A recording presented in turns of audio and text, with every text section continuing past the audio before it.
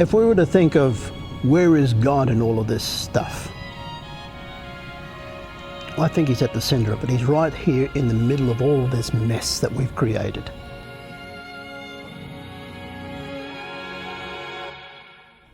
My name is Pastor Ray Con.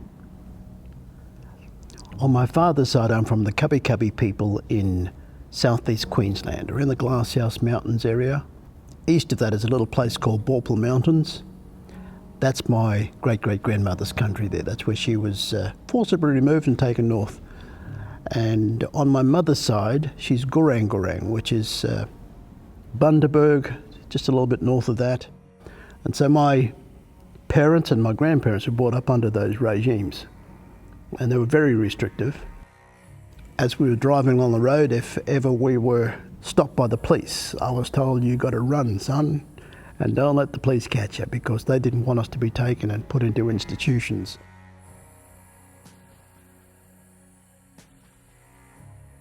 I've worked with our stolen generation for almost all my ministerial career for 45 years. And their stories I still carry in my bones. They're stories of pain and of struggle and of incredible trauma. And those particular traumas have been passed on to, generations after generations. We did not exist.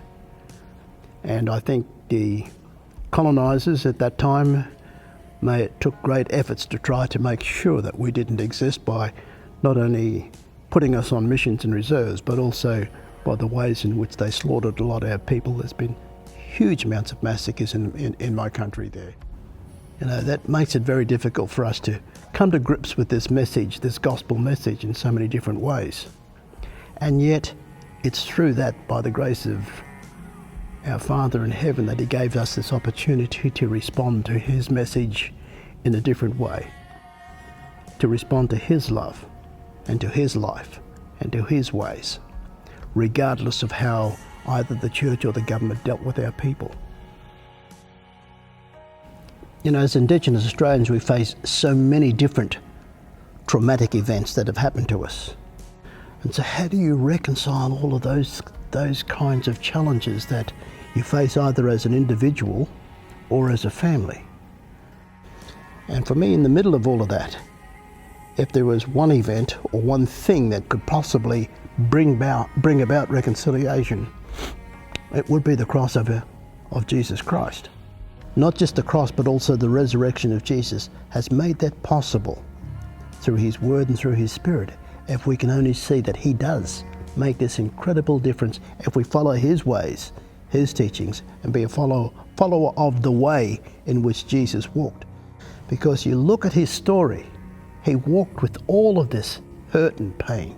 Even he had wounds so deep. It's God himself in the middle of all of this mess, these powers that be.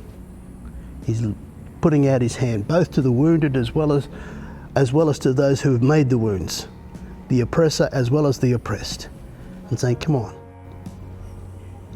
let's get back together again. Let's heal these relationships again. Let's make us be one as God created us to be. And that really is the heart of the gospel. It seems so simple. And perhaps we've made the simple so complex that we've lost the simplicity of it all. It's time for a change. And if reconciliation is to mean anything to me, it means that we have to change the ways in which our attitudes and our behaviours are towards our neighbours who are not like us. But it's not only reconciling our differences with each other and amongst each other. We've also got to reconcile our differences with our planet, with our environment, with our climate issues that we're facing right now, with creation justice. This particular generation of young people who have got access to the greatest knowledge on the planet, I think they're looking for something different. I think they're looking for a way in which the world can come together. Use your imagination to reimagine what should be and what could be, what may be. And what I've found over those years, of ministry is that my inabilities became his abilities to use me. I'm still amazed by that. He still amazes me.